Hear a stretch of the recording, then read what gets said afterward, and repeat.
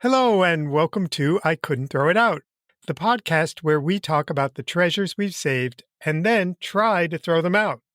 On this episode, I share for the very first time my interview tapes with Led Zeppelin's Robert Plant and Jimmy Page. When I met them in 1995, they were recording and touring together for the first time in 14 years. Here's what Robert told me about their collaboration. We can be quite abrasive characters, each of us, but we'll kick the shit out of each other with dialogue just to get to the right point to make sparks fly. To hear more from the duo that changed rock and roll forever, keep listening. I couldn't throw it out. I had to scream and shout. Before I turn to dust, I've got to throw it out. Before I turn to dust, This is an unusual episode because my co-host Sally Libby couldn't join us, but I'm happy to say that there's someone here to save the day. It's the mighty George Meyer. He is most famous to me as my excellent friend, though the rest of you may know him as a star writer for The Simpsons and other TV shows, movies, magazines, and plays. Welcome, George. Thank you, Michael. Nice to be here. Today, your mission is to help me decide the fate of some treasures I've saved related to the band Led Zeppelin. On the Ides of March, no less. Yeah, could get dangerous. Back in 1995, I interviewed Jimmy Page and Robert Plant for People magazine, but the article was never published for reasons I'll explain later. So when we play the tapes on this episode, it will be the first time anyone has heard them. And when I was looking for someone to join me today, I remembered that one of the most fun nights, honestly, of my whole life was when you, George, took me to my first and only Grateful Dead concert. And you had the set list in advance. And we moved all around the theater to be in the right place for each song. Oh, my goodness. I didn't remember that part. Oh, yeah. So when I was thinking who was into music, I sent you a text to ask if you might be a fan of Led Zeppelin. And where were you coming from when I wrote that text? Well, I was coming from the film, the IMAX film, Becoming Led Zeppelin, I think it's called. Which is just unbelievable, the timing. It's in theaters now. I had seen it. Now you've seen it. Did you have any reaction to it? I thought it was going to be good, but it was much better than I expected. I mean, those people really worked hard on it, and it's great. There's so much new information. There's so much wisdom being imparted by the band members. It kind of blows my mind that Robert Plant is 76 and Jimmy Page is 81. No. Yes. Say it ain't so, Mike. Oh. They shouldn't have grown up. I don't want to ruin all the surprises in the movie, but I was particularly surprised by a few things, like the fact that Jimmy Page and John Paul Jones both played guitar on the James Bond theme for the movie Goldfinger.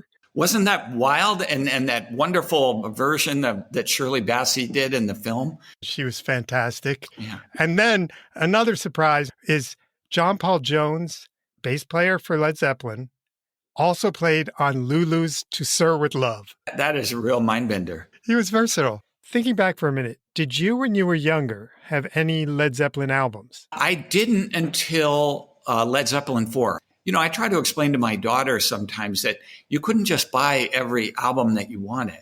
And she said, well, why? Well, because you didn't have money. And they were pretty expensive. Oh, yeah. Well, I had Led Zeppelin too. And I was really stuck on the song Whole Lotta Love. When he said, shake for me, girl, I want to be your backdoor man.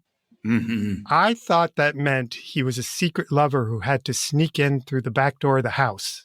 Because I couldn't see any other meaning for it. Oh, I think that's part of the meaning of really? it. It's or the person who leaves through the back door when the husband gets home. But it's a lubricious song, no doubt about it. I actually want to confess that I think I stayed a virgin because of that song, because it made sex sound so scary to me. Really? I was like, I can't take this, putting that on hold. Oh, so all that like weird kind of theremin-y stuff in the middle that you thought that was part of sex. Yeah, that would scare me too. Anyway, I didn't get any other Led Zeppelin albums because I went more towards the Joni Mitchell direction. And in 1995, when I got assigned to report the story for People, I was not a huge fan, but I did my research, and I'm curious to hear if anything I discovered is surprising to you. So I'm going to give you a little bit of a test here, Led Zeppelin knowledge. Do you remember when they were formed and or how they got their name? I think 1968. Yes. And their name, I believe, came from a joke. Was that Keith Moon? Oh, my gosh. Oh, good. Hey. Because he thought they would go over like a lead balloon or something like that, right? Exactly. Now, John Entwistle felt like he said it, but people do side more with Keith Moon. It sounds more like his sense of humor.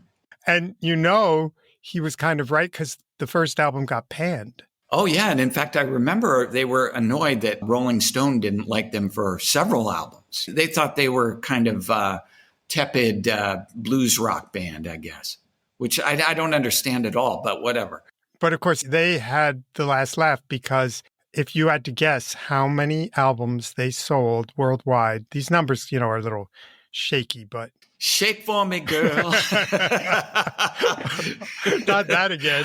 I don't know. I'll say 60 million. 300 million. Worldwide, yeah. Whoa.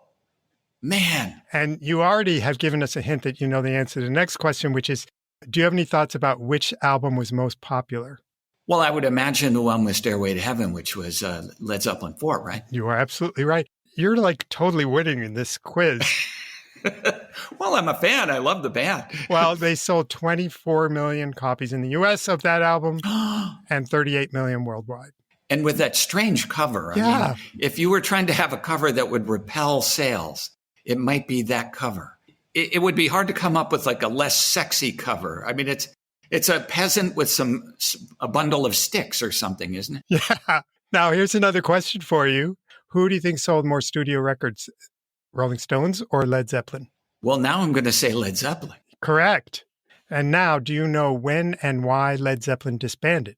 I would imagine it was shortly after John Bonham died. That's correct. And Bonham, who was the drummer, died in the year... 1980. So I guess this is why you get an A+. You got everything. My teachers would be so proud. He learned nothing except the history of Led Zeppelin. So then for 14 years, they didn't play together. And it was a big deal when they decided to work together again. And do you know what musical institution brought them back together? Was it the Rock and Roll Hall of Fame? Or, Live Aid? Oh. Phew. So glad I gave you one you couldn't answer. It was MTV that brought them back together. Oh, okay. They were asked to record an unplugged episode. So they recorded an album called No Quarter, Page and Planned Unledded. It went platinum. Did you ever hear that album? No, I don't think so. In general, I was opposed to the idea of unplugging electric guitars. What I can tell you about that album is that they found a different type of excess. They filmed video to go with the album, I guess, and they filmed in a public square in Morocco. They filmed on a ruined quarry in Wales. And they filmed in a London concert hall backed by the London Metropolitan Orchestra. The singers who joined them in Morocco were Gnawa musicians. And then they went on a 6-month tour of the US and Europe. But the Moroccan musicians didn't show up. So they got Egyptian musicians, including a violinist. And as they got to every town, they recruited a different orchestra. So they had to get that organized. And they took on a hurdy-gurdy player. And the hurdy-gurdy is a stringed instrument that goes back to the Renaissance. I do remember I saw that tour, I think at the LA Forum, maybe. Wow, you actually saw it also. I did, yeah. And the cashmere was really gorgeous. It stretched out with those wonderful Middle Eastern musicians. You may not remember this since it was 30 years ago, but they added 3 musicians, all of them much younger. Pearl Thompson, who had played with the band The Cure. Ah, interesting. Michael Lee, who I think had played with The Cult. Mm-hmm. And then a bass player named Charlie Jones. There was some controversy. There were a couple of odd details. For one thing, they didn't tell John Paul Jones they were doing this. They got someone else to play his parts. And the album was titled No Quarter, and he's one of the composers of No Quarter. That's right, because it has that great keyboard part. Yeah. Another weird thing is that the tour was surprisingly commercial. It was sponsored by Lever Brothers. Miller Genuine Draft. Oh God, really? And they had a traveling museum bus with memorabilia, including a shirt that Jimmy wore at a 1979 concert. I hope it was laundered. Wow. And it was valued at something like $5,000. That's kind of like instant nostalgia. I mean, it's a little too close to the real thing. Yeah.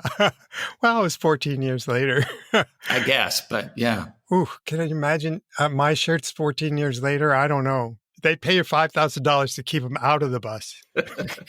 It was interesting to hear their manager, Bill Kerbishley, talk about them. Oh, yeah.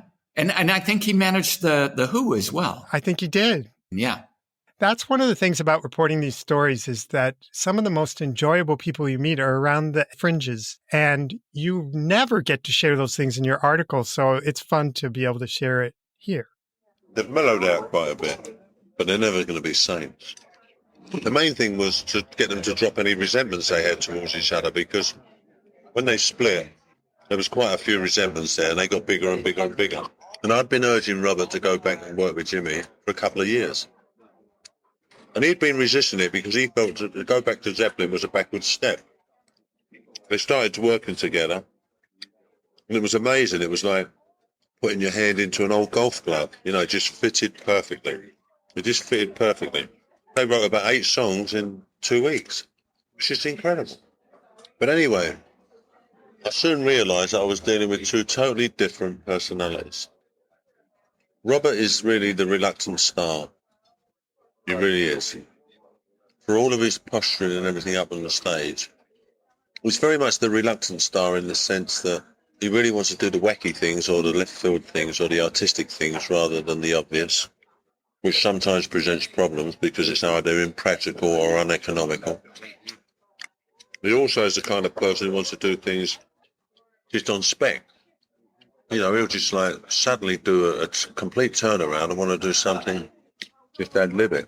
Jimmy's the kind of guy who wants to get things really right. He wants to get them perfect.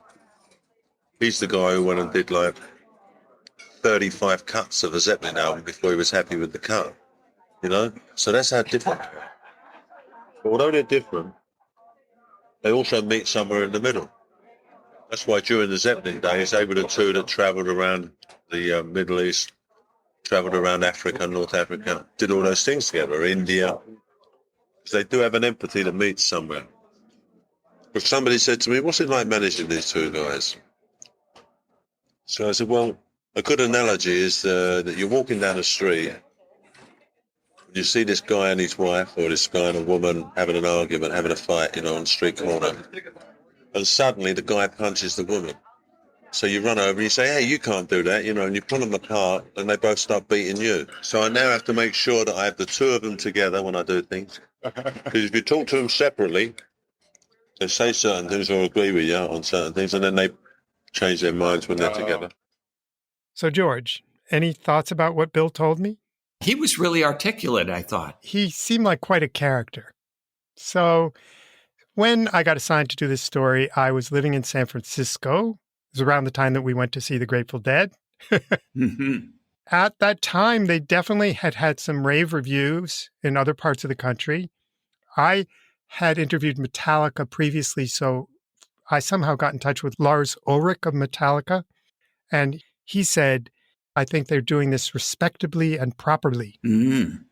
So he was a fan of what they were doing. But the day I went to interview them, they got one of the worst pans I've ever seen. Really? Joel Selvin wrote an article in the San Francisco Chronicle with this title, A Led Zeppelin Reunion. Oh. He said things that I really don't agree with. He said they had difficulty disguising the more crass concerns that occasioned this milk run of a reunion tour. And he said they sounded exactly like a Led Zeppelin cover band. Oh, dear. I cannot quite figure out why they agreed to do an interview for People. I mean, they didn't need the money. I had a good time. There was part of my time that was unusual, which is that they were staying in the Fairmont Hotel in San Francisco, which is a nice place. And they booked a room for me to wait for them. And they thought I was going to interview them in this room. And so it was like palatial. I swear it had like 20-foot ceilings and like oil paintings and huge windows looking out over San Francisco and a large bedroom and a bathroom. So I don't know. I think I got there in the morning and they kept saying, oh, it's got to be a few more hours, few more hours. So I ordered room service and took a wonderful shower and then got into bed and took a nap. And I had a whole day, like spa day in the Fairmont waiting to talk to them. You could check that off your bucket list. Yeah. They weren't going to let me interview them together. So I had 1 hour exactly with each of them. I had read Hammer of the Gods, which was certainly unauthorized biography of the band. And it was based a lot on interviews with their former tour manager, Richard Cole. Mm-hmm. Right.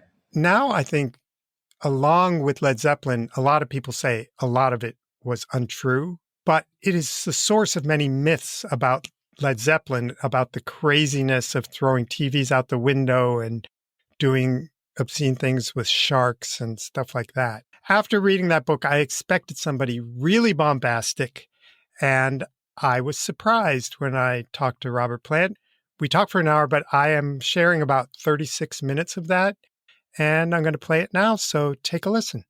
Just starting with the music, is there anything in terms of your voice that you think you're singing differently in some way? You're trying to interpret things differently? How are you keeping it interesting for yourself? That's a good question, because I'm sure that there are a lot of performers who wouldn't really have an answer, because a lot of the thing about this touring and recording and this lifestyle generally is that this is what you do, full stop. So a lot of it is kind of on remote control, especially when songs are preordained.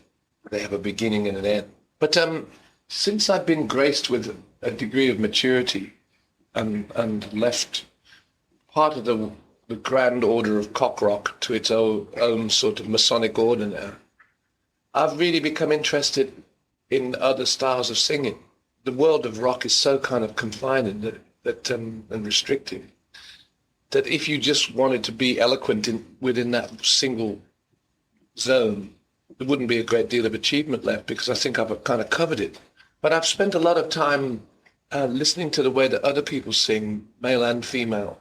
And I've traveled quite extensively especially in Morocco over the last 15, 20 years. And with the great sort of sudden onslaught of world beat music, especially in Europe, and with the world getting smaller and smaller, every form of radio now, whether it's hip hop, house, acid music, rock, whatever it is, the kind of Eastern tone is there.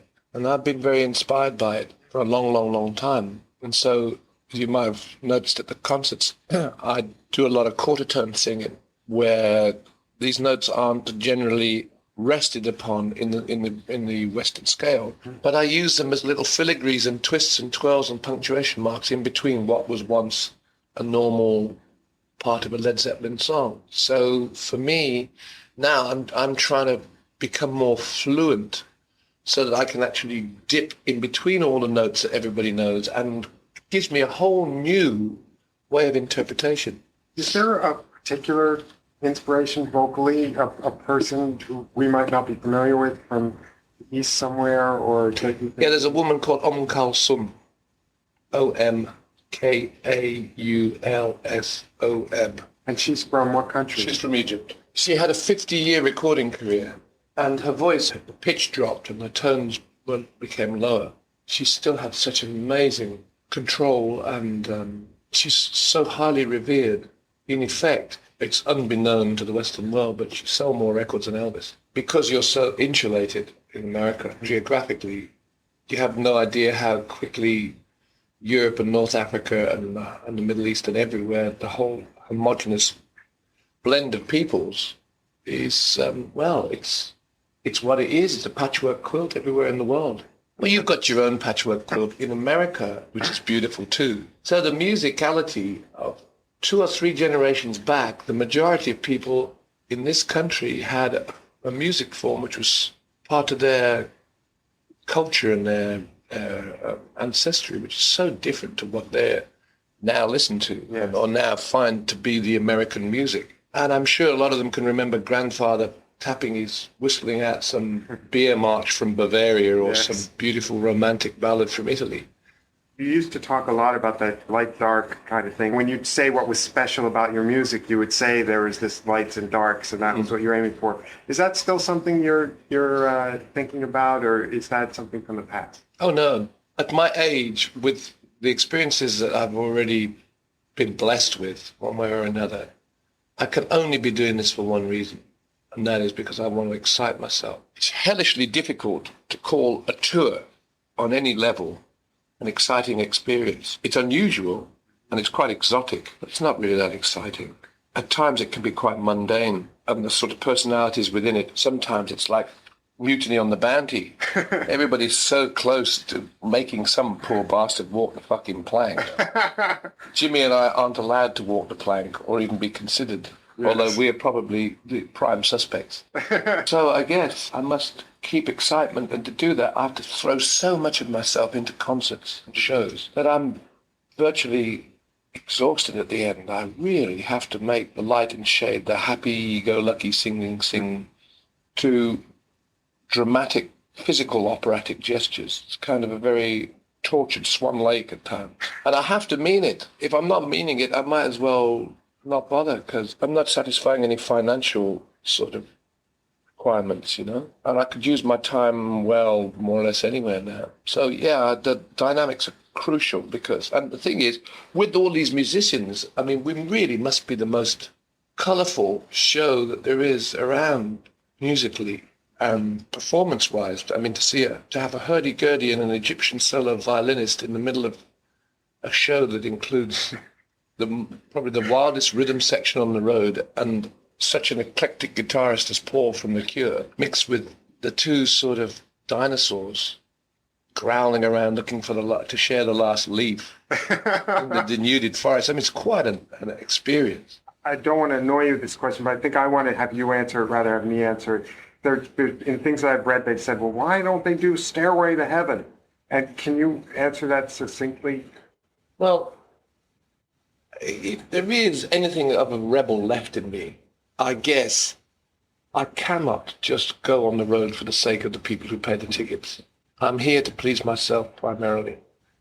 And although it was a cute and pretty song at a certain point in time, lyrically, which is my responsibility, it's not relevant to me anymore. Whereas Kashmir, in all its newfound glory, certainly is lyrically and emotionally and musically.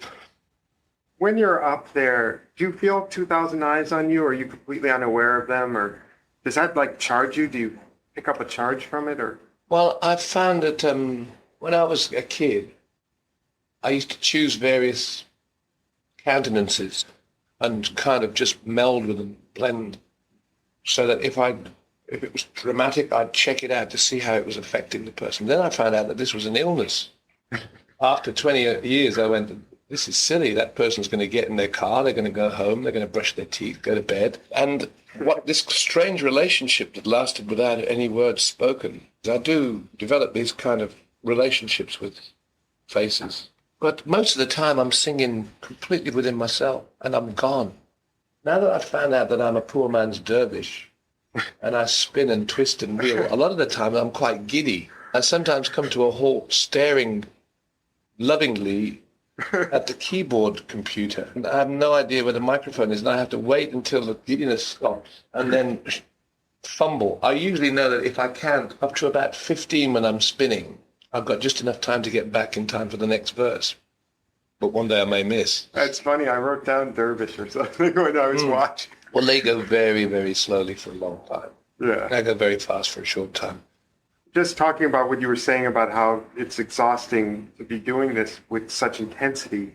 After the show, is it likely that you'll stay up till 5 a.m.? Is it likely you'll go to bed? Is it likely you'll have a party, or is it different every night?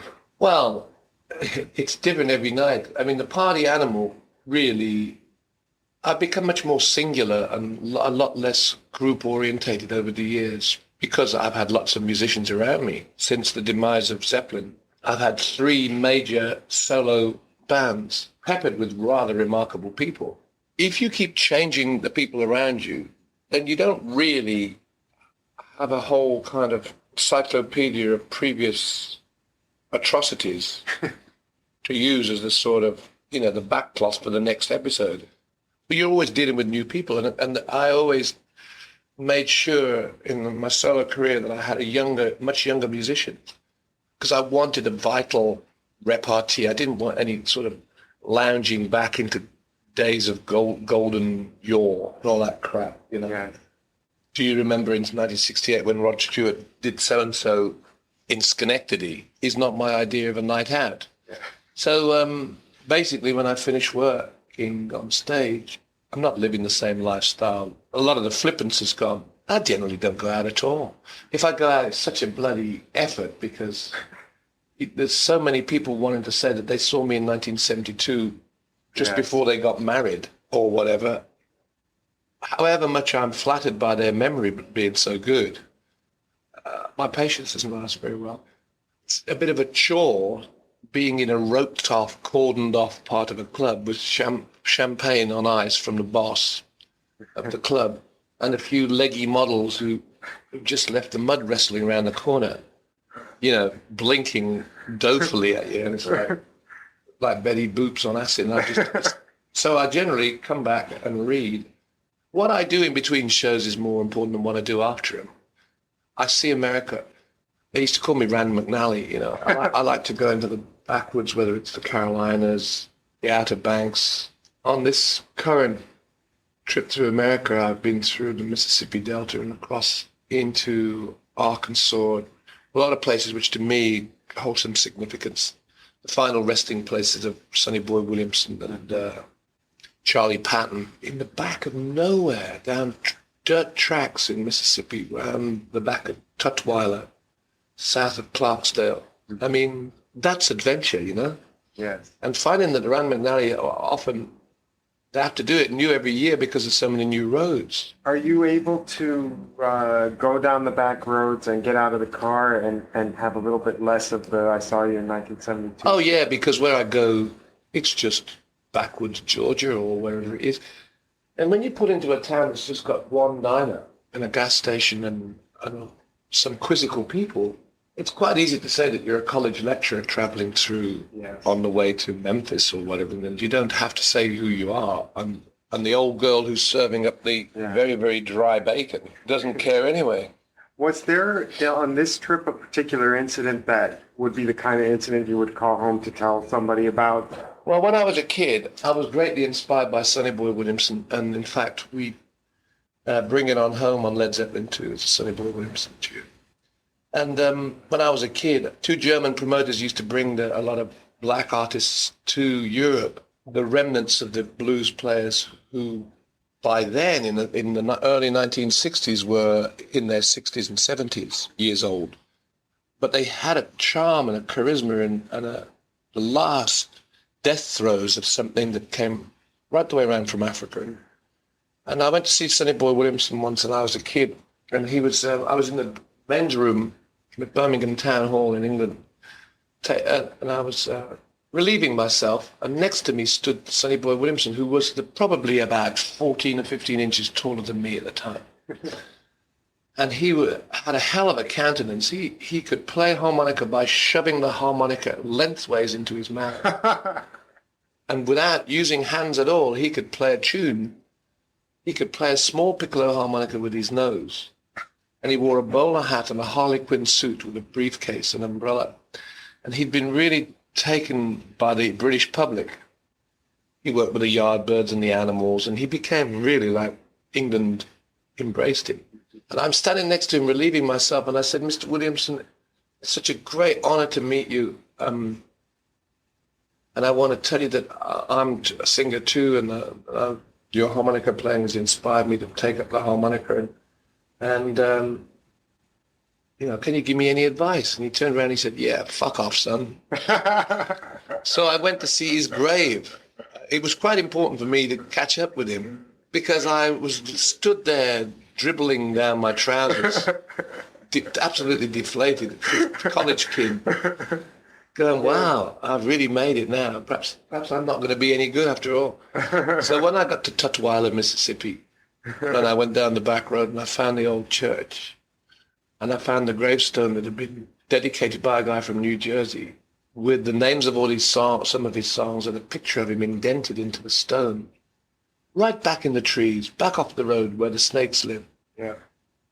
And I got there, and all around the gravestone was lots of old rusty harmonicas. And I just happened to have a big, shiny A harp, and I just played a little bit of one of his tunes and smashed it on the top of his grave and said, see? Fuck off, son. Yeah, now it's my turn. That's great. But bless him, he was a great inspiration. Wow, that's a great story. In terms of the rest of your routine when you're not being Rand McNally and not on the road, it looks like you're working out with somebody. Is that correct? No, I just have a very ambitious girlfriend. Oh. And that's about it, really. Now, the rest is done. It's all done by mirrors. Oh, come on. No, I don't work out at all. Well, you're doing some kind of meditation practice, though, or something? Just yoga warm-up exercises, because I don't think it's anything to do with the galloping years, but I just think that you have to stay pretty supple to be able to just go from nothing to hurling myself around, because really, I mean, I'm older than Billy Joel and Phil Collins, and I really ought to sit down for a bit. In fact, my manager, he said to me about 3 or 4 years ago on my solo work, he said in his East London brogue, he said, I ought to think now about slowing it down a bit and perhaps changing the way I look and, stop trying to be the wild boy on the edge of the tracks, just with one foot in the modern world and one foot in the classics. And I said, well, I'm sorry, Bill, but all you're going to get is what it feels like on the day. But now that we've teamed up and Thelma's back with Louise, I'm twirling and going even crazier than I did before. And he's got no complaints now. All the shows are sold out, and we can do 3 or 4 or 5 nights in each town according to the promoters. And now he just goes, twirl, you fool. I guess that's your workout, really. Yeah. But right. You can't go on stage cold. You got to stretch a bit and stuff, otherwise you... But you have a trainer or somebody traveling with you, don't you? Or that? No, Simon does yoga. Oh, okay. And he makes sure that all my Federal Express packages go to the right places. Oh. My books. I mean, here in San Francisco, it's like paradise with City Light books. Oh, they're great books. There. You can get anything. And I see the Hindi Urdu phrase book. Are you using that, or what's yes, that? I am. Because your girlfriend speaks Hindi or Urdu, or? Well, because some of the musicians I want to work with in the future are Hindi speaking. Because this voice thing I'm getting into, I'd like to go to India and work and maybe cut a couple of things with those orchestras that work on the Indian movies. I mean, they're so brilliant, so shrill. Yes. And I'd really like to mix my voice. Be appropriate. Yeah. I noticed that a lot of places that I've been where you've been around, there's been incense. Is that something that's pretty constant for you? Well, it's been ever since I could afford it. I mean, some people like to sing with no underwear. Some people want a room full of women. I just need the incense, kind of. I need that. It just helps to create an environment that, surprisingly enough, in the middle of all the hooting and, baseball caps flying up in the air, there's a little bit of kind of another world around me. Is there anything you can tell me about some of the things you've collected here? Are these things that go with you wherever you go? Yeah. And are these like petrified snails, or is that some kind of... Yeah, they're from Morocco. That is dinosaur shit. I got it from a guy in Colorado who said, here, if you think you're significant, look at this. I just surround myself with a load of symbols because they're pleasing to the eye. I mean, it's a pretty aggressive life. So it's nice to surround yourself with 1 or 2 genteel things, which will go into a suitcase. When you're on the road, do you try to eat healthfully? Do you have some rules that you follow? Well, my only concern from the minute I wake up until the minute I go on stage is stamina. And it's really important. I find that the day is peppered with like troughs where you lose energy troughs, Yes. So what I do is I don't care if I don't eat at all. until about 4 o'clock, and then I go mad with carbohydrates because I want to make sure I can spin and twirl. The only time I'm any kind of gastronomic connoisseur really is probably when I'm off the road, because if I eat food that's too rich, it really gets in the way of my performance. Although I really am a great fan of very well cooked East Indian food. You know, I mean, it's very good for the blood, and with using all the different spices and the masalas, it really does. It is really very, very good for you. If I want to really enjoy myself, I'll have a huge curry for breakfast, brunch.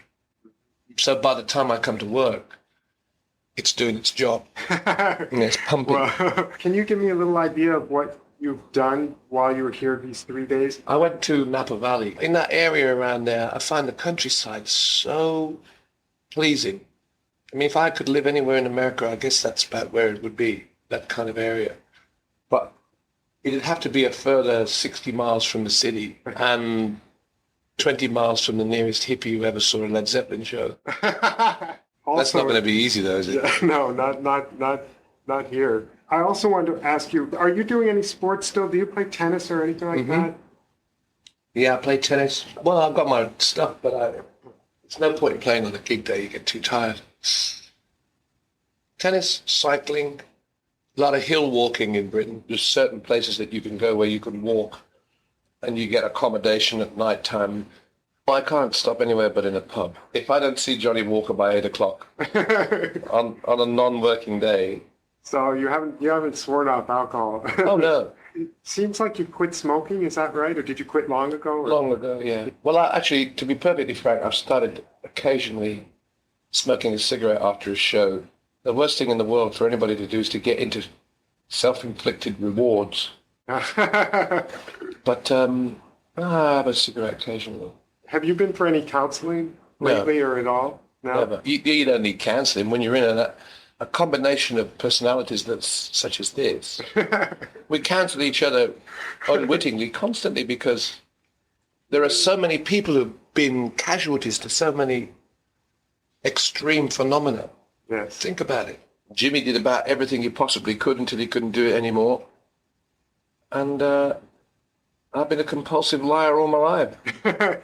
I think if you're in a band situation and you need a counselor, then you're in the wrong band. Going back to the sort of extracurricular question, when you were talking about hill walking, is your main home in London or do you live in the country somewhere? Well, over the years, I've kind of ended up living in London mostly. But when I don't have to be there, I escape at the first opportunity. Do you have like a London house and one other house? Do you have a whole lot of houses all over? No, I just try and minimalize my possessions. A good hotel in the Welsh mountains is better than owning a cottage.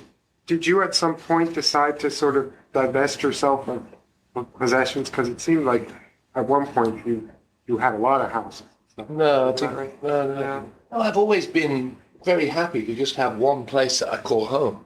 You know, I can't really jump on a plane and fly off to another place where some guy bows and scrapes as you walk in the door.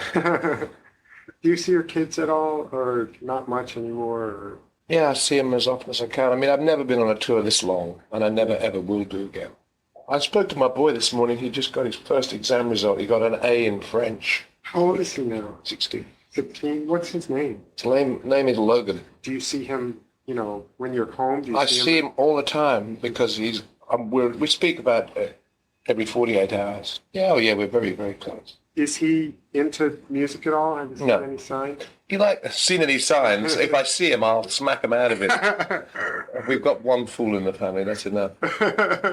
He's quite an attractive boy, and he has some kind of preoccupation with models. Like female models? Yes, not construction kids, unfortunately.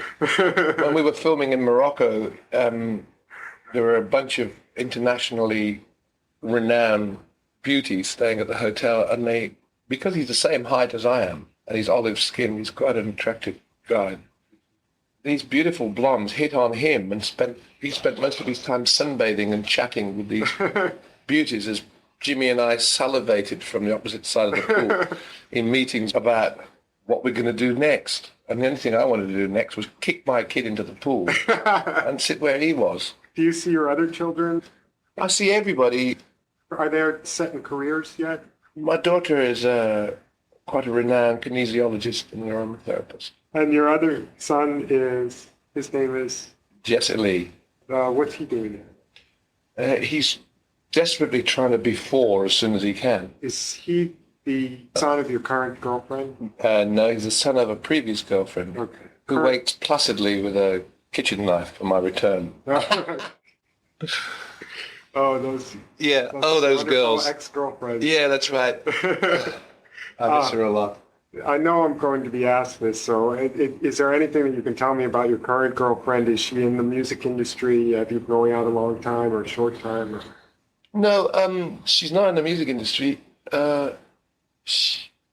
She is not even my current girlfriend anymore. Oh, okay. Because when I decided to take on this project, it meant that I wanted to take it on without having any real emotional responsibilities.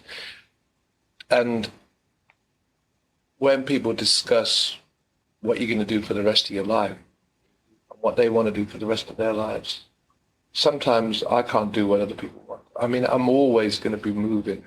It means that permanent relationships are almost impossible to. I mean, I'm a great person to be around here right now in San Francisco, but in Portland tomorrow, you can't drag people through all that. Yeah. I don't think it's appropriate. And also it gets in the way of what I want to do.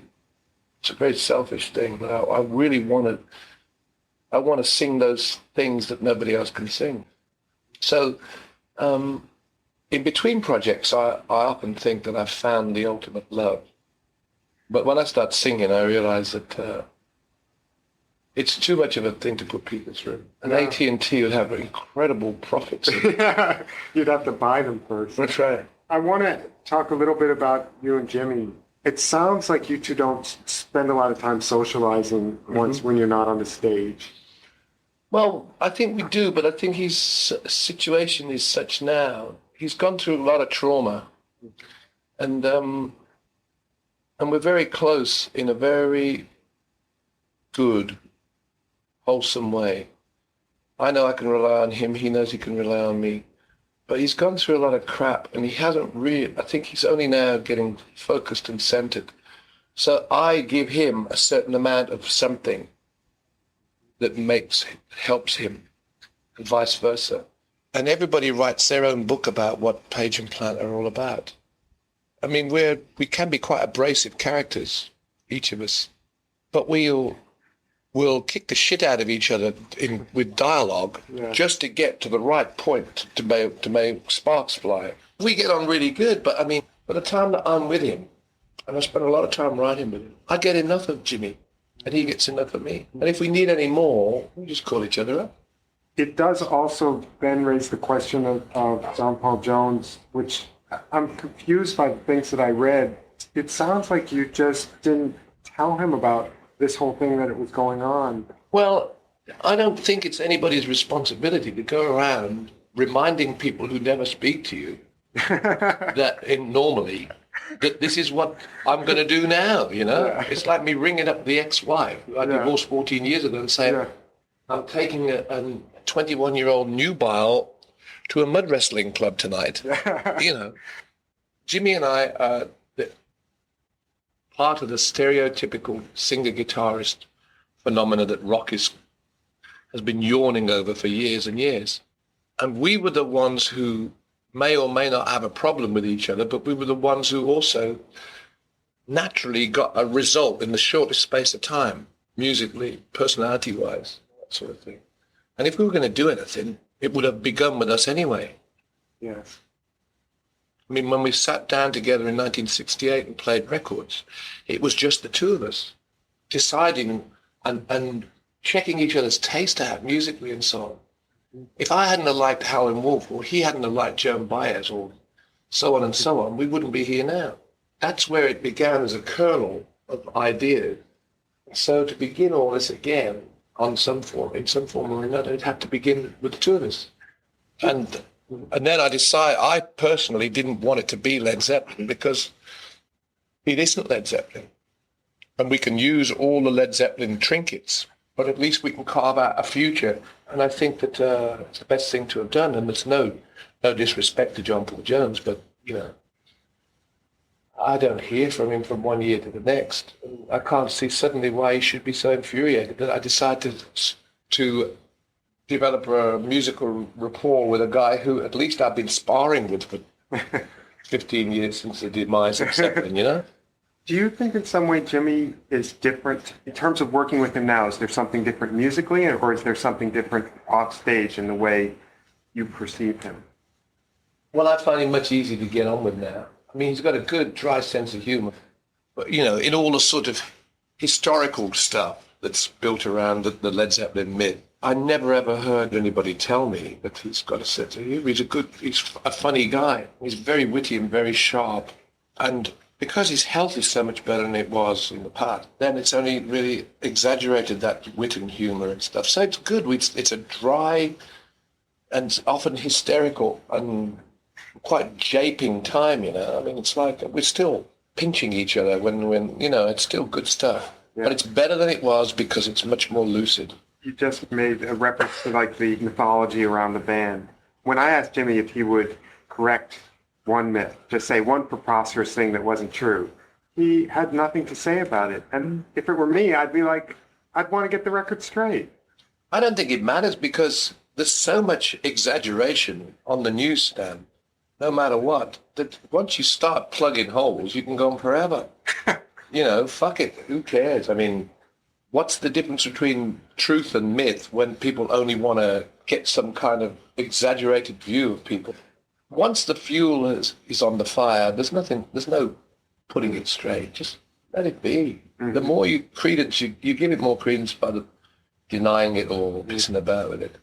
Mm. I mean, and also, if he's anything like me, neither of us, I don't think, have read any of the inflammatory stuff that goes to make it. Is it accurate to assume, however, that the early Led Zeppelin tours were wild events? I don't know whether they're wilder than any visiting ice hockey teams, soirees. When we were real young, it was a very exaggerated and ridiculous period in American pop culture. All people everywhere were having a great time. I don't know where great becomes garish and garish becomes sardonic. And I don't know where the line is to draw between having a great time and it becoming absurd. The thing about all this is it's how you tell the tale. So the times that I spent with Janis Joplin backstage in certain festivals or all the things that happened were going on everywhere. It was a continuum. It wasn't just Led Zeppelin. It was everywhere. It was the souring of the beautiful people. We weren't the only ones privy to it. It was just do what you like, as long as you don't upset anybody, hurt anybody. Do you miss the do what you like thing, or do you feel like... I'm doing what I like. I'm propagating a tree from the Nevada mountain. That's what I like. You know, I like fiddling with 10 million year old petrified snails. I mean, I'm just doing what I like in a different time.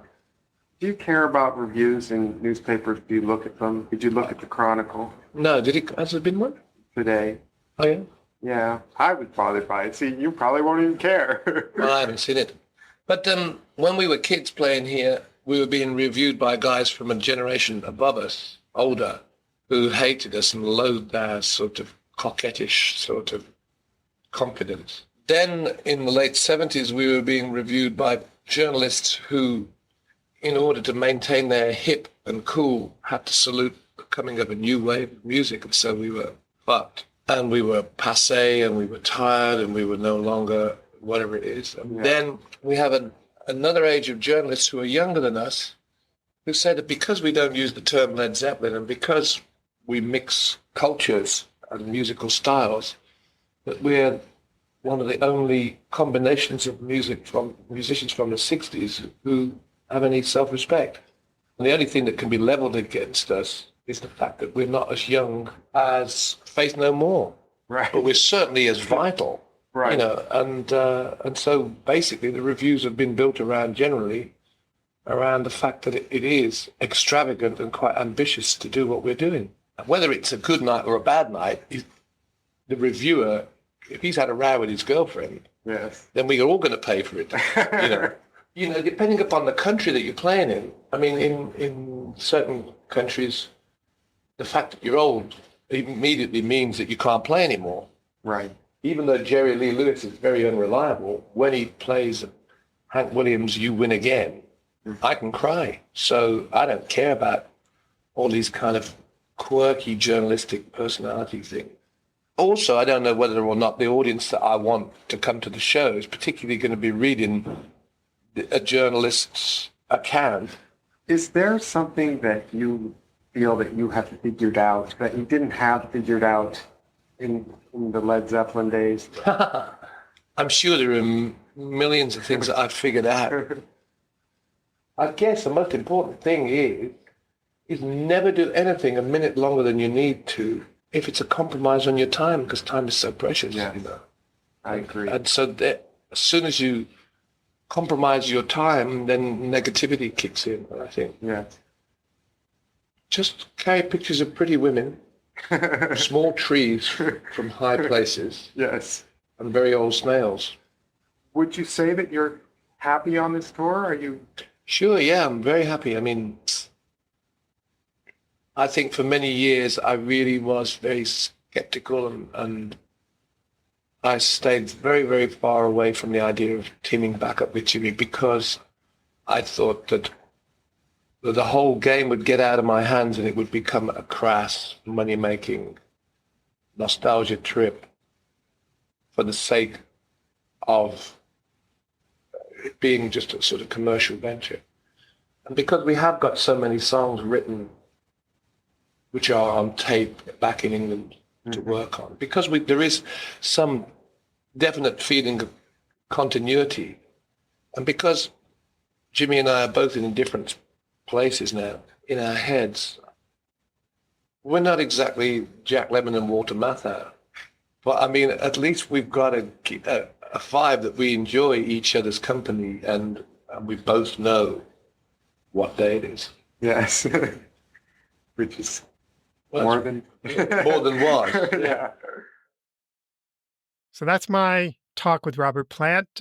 I liked how patient he was with your questions, that were not that the questions were bad. I thought they were really good. They were the ones I would have asked. What do you eat? What time do you go to bed? And, what time do you show up? And all those little nuts and bolts questions. And trying to get some kind of salacious stuff too, through the back door. That's going to be the theme, the back door. Yeah, the back door. I thought he found the questions refreshing because they were really short and really fan-like. When they got together afterwards, I just imagine the two of them going like, bloody hell. He asked me every time I took a crap. Well, anyway, it is what it is. I did think Robert Plant was extremely articulate and charming and funny and maybe sort of humble in some ways. Well, everything is humble after I Am a Golden God at the Continental Riot House on the Sunset Strip. I felt like he reminded me sort of a really cool college professor. He would probably love that, by the way. I had a more difficult time with Jimmy Page. It was trickier. He spoke really softly. It was hard to hear what he was saying. But let's listen to that, and then we can talk about that afterwards. Now, this one I cut down to more like 14 minutes. I hope you enjoy it. I know that people be very curious about what's different now. What would you say is different about Robert? I think he's probably enjoying himself more. Why do you think? Because we listen to what we've got, listen to what we've managed to achieve. Introduce people to these new musical colours, and it's a success on our terms. It's but you were successful before. But this isn't a jukebox hit. We're not going around doing a jukebox hit. Yeah. We're doing something which is new, totally new to people, and they're ecstatic. They even say it's, this is, I've never ever heard anything like it. I doubt if I will again. Almost like a religious experience.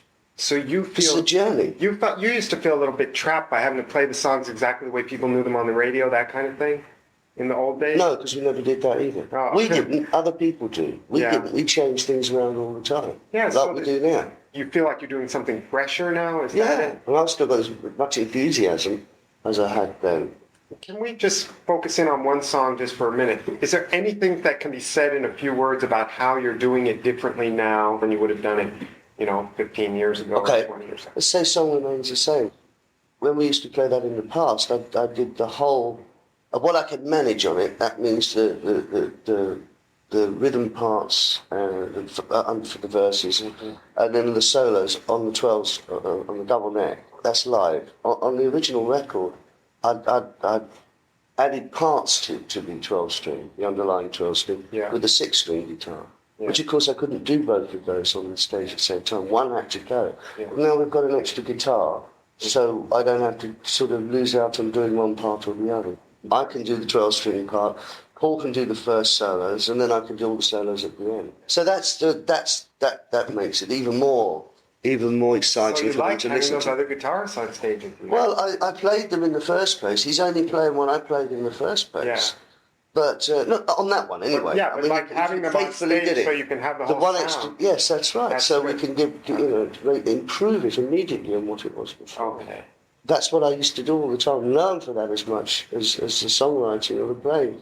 It's actually orchestrating and layering guitar. So it's good for me to actually hear it live with the guitar that I can't play at the same time. Yeah.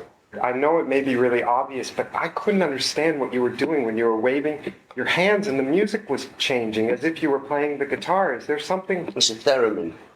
I've had that all the way through. I used to run Whole Lot of Love, actually. But mine looks like a transistor radio with an aerial on the side. Yeah. The closer your hand gets to the aerial, the higher the pitch. Oh, so you really are playing? I'm playing it, yeah. But there's a whole lot of things going on. Plus I'm doing guitar chords as well, which are descending. The chords are changing because by nature of the guitar that I'm using, it has a facility to be able to do that. It's got a computer in it, in other words. Oh, okay. Yeah. What kind of guitar is that? It's got a Trans-Performance. Trans-Performance. Yeah. And it can hold 310 different tunings.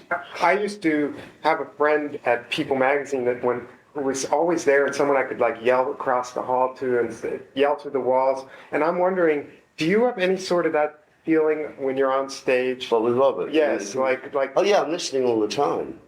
You are. Oh, listening all the time, and so is everyone else. If he starts moving somewhere, I'll try. I'll follow him. But that's from years of having done that. Because Led Zeppelin, that's part of us. He'll do the same with me. So you're very aware of him on the stage. Oh, absolutely, yeah.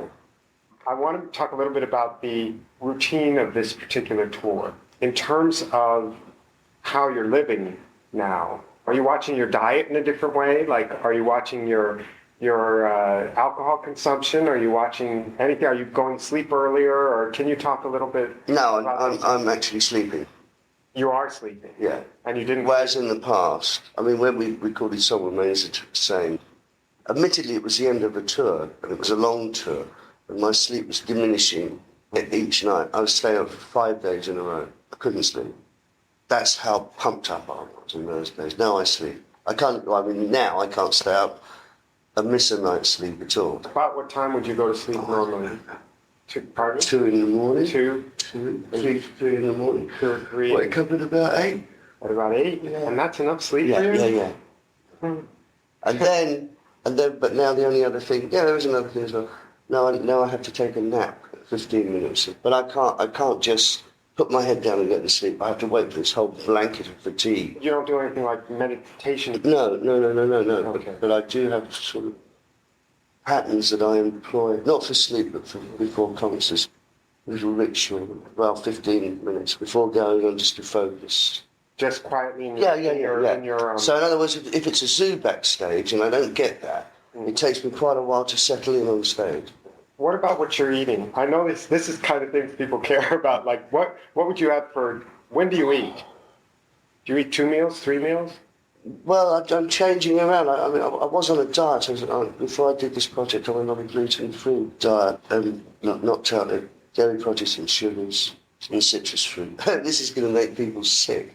But I lost 18 pounds in 4 weeks. So, and I haven't really put it on either, which is good. That's a good part. Now, that was a diet. I was a bit fed up with how I was looking. And I'm changing around. Just recently I was having a juice diet. vegetable juice. The only sweetening you have in it is carrot juice, and wheatgrass and ginseng. I was having that every morning and then eating a late lunch, but a large lunch, and that's it. That's all I'll be eating. Because I can't eat before I go on, so that's another thing. Oh. I just feel too sluggish. How about after? Well, no, it's not a good time to eat, see. Oh, wow. So you eat a big lunch and that's... Yeah, really. I might have just a little snack or something. I don't want you to worry. I'm not going to make you go over the whole past or whatever, but I think we need to, because of the curiosity of readers, to address all these unbelievable myths about Led Zeppelin. When you look back, is there a particular myth that you would be willing to just say, look, this was always said and it wasn't true? No. A lot of it, yes, the things that were written was totally distorted. Totally distorted. For me, I would want to correct things. No, I can't be bothered. I'm not ready to do that yet. Yeah. I'm too busy having a good time playing, putting energies into writing. Is there a lot of partying going on now? Do you still drink? Yeah, I'll have a drink. Well, a drink or like... Well, I have one now. Well, yeah. Why is everyone so concerned about what consumption I have had, past, present or future? I'm not bothered with it. I'm not interested in it. I'm just going to live my life the way that I think I should live it. I guess people get curious because, well, for one thing, They think what they want. I don't care. Yeah. Whatever, it doesn't matter. That's basically my philosophy. It just doesn't matter. I want to know how you held onto your hair. Oh, it's going. What? It's actually literally going. No, it isn't. It is, honestly. Oh, please, I should have such a problem. No, but it really is. It's really fitting. You're damn lucky. Do you do something special to, like, care for it? Do you have it cut a special way? No, I sort of offer daily prayers. A quick interruption. It's a little difficult to hear what Jimmy said next, so I'll give you a preview. He told me that he collects arts and crafts furniture and Gothic Revival furniture and William Morris tapestries. He also mentioned that his London home is in the Gothic Revival style and full of murals and mosaics. He said, "It's a work of art. I'm only a caretaker for it. That's why it's important to me."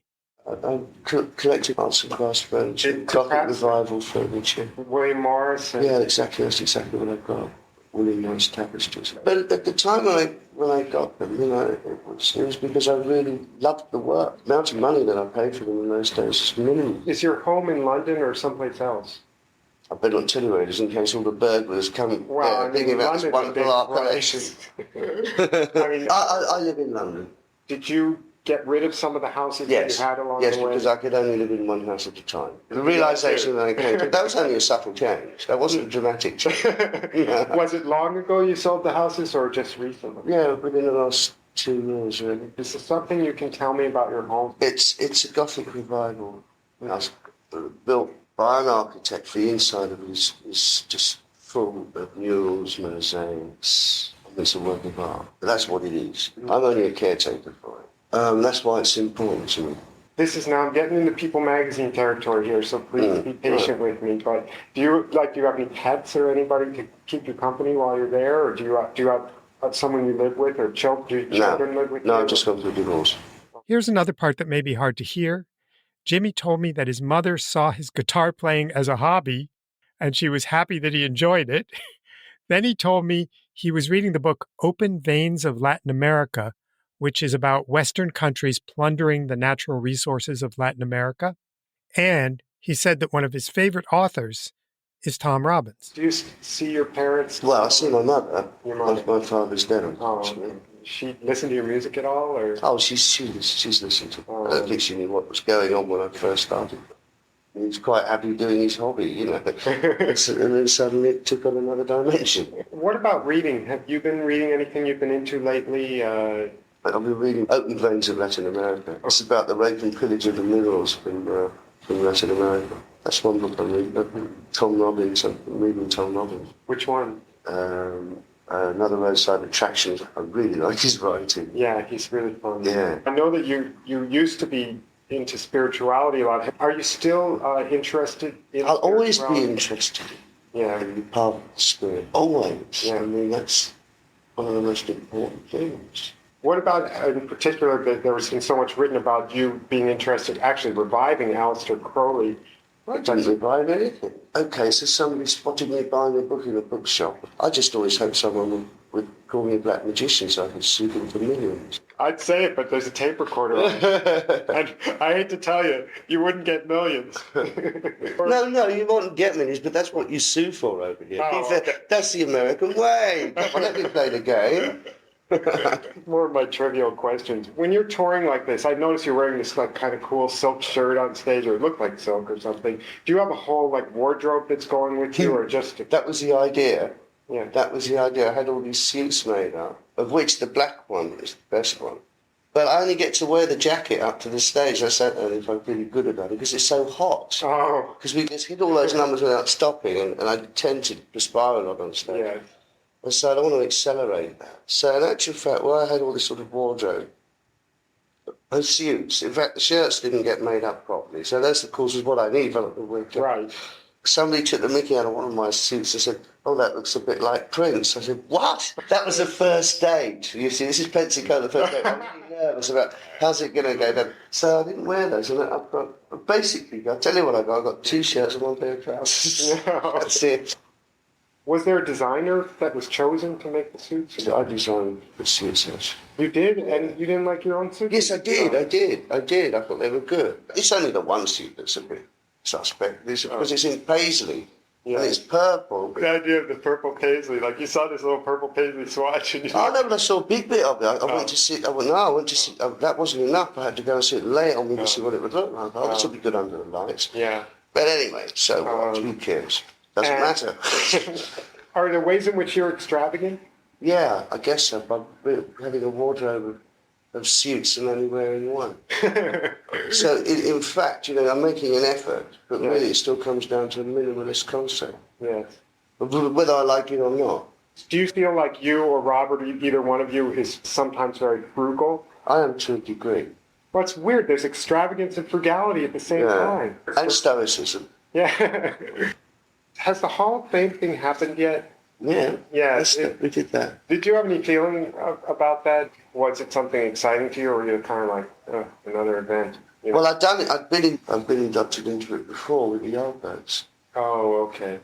And I was dreading it, to be honest with you, because on that one, people were just going over the top with their speeches, and it was murder. But this time, it was they changed the whole. I guess because they were televising it, maybe they'd actually put musical slots into it as it went along. I mean, it was a great surprise. We just had a jam at the end. Neil Young got up and played with us. He said, "I'd like to play with you guys." I said, "Oh, that sounds great. What should we do?" He started reading off. This is while everyone's sitting there at the tables, in their dinner suits, watching all this. So we're hurriedly trying to get this. What are we going to play? So we're saying to Neil, well, we'll play this, we'll play that. Numbers of his. And he said, no. He said, I want to play one of yours. So I thought, well, I'm not going to launch into Black Dog here because he may not know that. So we did Levy Breaks, and it was great fun. When you look back, is there anything that you feel you figured out now that you hadn't figured out then? Well, the whole thing is a learning process. I haven't made any really serious dramatic changes. No, I haven't. Subtle changes as life's gone on. I've never made a sort of a dramatic change. Rock and roll lifestyle is supposed to be such an unhealthy one. Yeah. And yet you see most rock and roll people, they're not healthier than anybody else on the street. So try and explain that to me. I don't want you to. So that's what Jimmy told me. Any reaction? I'm always kind of surprised at how different he is from the bombastic stage performer. He seems kind of shy and diffident almost. As you say, very soft-spoken. You wonder where that other part lives inside him. I was just watching some of the 1973 Madison Square Garden show, which I consider to be Zeppelin at their peak. It was from the movie The Song Remains the Same. It's just so much fun to watch Jimmy strutting around and Robert doing the bookends to it. It's fantastic. And Jimmy is constantly gesticulating and just throwing off these little weird gestures. And at one point he's playing, I think it's on Misty Mountain Hop. And then he just goes like that with his finger. Little things like that are just cool. In those crazy wizard clothes with the little moons and stars on them. I really now understand why he was so amazing. His ability to play those instruments, the dexterity and the skill is just incredible. But now comes the moment of somewhat potential unhappiness for me, because now we have to talk about what am I going to do with these things. Here's my story that I wrote that never ran, and I just feel like I got to keep that. Oh, yeah. Now, why didn't they run the story? So you've guessed almost everything else right. Can you guess what could have gone wrong with this story? It was poorly written. That was probably true. That was a joke. We got them out for photos, and they stood there more like dinosaurs than they wanted to be. Oh, dear. They would not smile. And, it's People magazine. You want to be like jumping in the air or doing something. And they stood there like it was a funeral. I think it was just outside the hotel. They wouldn't go anywhere. People kept saying, oh, they're getting along so well. They're getting along so well. So I feel that meant like they didn't really want to have fun with each other in these photos. No. Well, it's not the monkeys, They're not going to be riding around in a dune buggy together. I was really disappointed because I hated taking their time. I felt like a traitor to them. But yeah, that's why it never ran. You could have been taken to the gallows pole for that. Exactly. As long as I didn't have to be a backdoor man, it's fine. So here you see, these are the 3 cassette tapes. I just find it really hard to put these in a trash can. Oh, I would too. My goodness. Oh, good. I was thinking there should be some sort of central repository of just random stuff like this. That's like a superarchive.org, where you can just send them the files and some sort of AI figures out how to organize it all, because it shouldn't just bite the dust, It's true. If I put them back up in the attic, when I go, somebody's just going to throw it all out. Go where? Oh, I see what you have. Oh, I'm glad you haven't been thinking about it as much as I have where I'm going. Do I have your blessing to put these back up in the attic? Sure. Go for it. The mice won't eat them. They hate plastic. This is another thing that I hesitate to throw away. Oh, yeah. This is the set list. Oh, that's good. They closed with In the Evening, but before the encore. One of my very favorites. This will be saved. It doesn't take up much space. Oh, yeah. I do have some things here I'm going to throw out. I'm going to show you. As a reporter, you go and you get all these articles, Rolling Stone articles and stuff. I don't need to save that. I also have a press release about the tour, so I'm going to let that go. Yeah. That's my stuff, and I did get rid of something, so I think you really did help me make some progress. Okay. To anyone who enjoyed today's episode, I hope you will sign up for our email list so you'll always know about the latest episodes and you won't have to go on social media to know about it. You can do that at throwitoutpodcast.com. That is throwitoutpodcast.com. I guess that's it, George. Thank you so much. It was a whole lot of fun. You had that one ready. And getting back to you more of what you gave, I want to say that if the mountains crumble to the sea, there will still be you and me. Oh, thank you, Michael. Namaste, my buddy. Thank you. Bye. Bye-bye.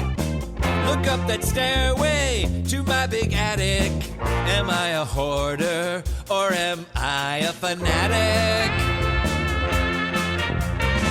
Decades of stories, memories stacked. There is a redolence of some irrelevant facts. Oh, I couldn't throw it out. I had to scream and shout. It all seems so unjust, but still I know I must. Before I turn to dust, I've got to throw it out. Before I turn to dust, I've got to throw it out. But I couldn't throw it out. Oh, I couldn't throw it out.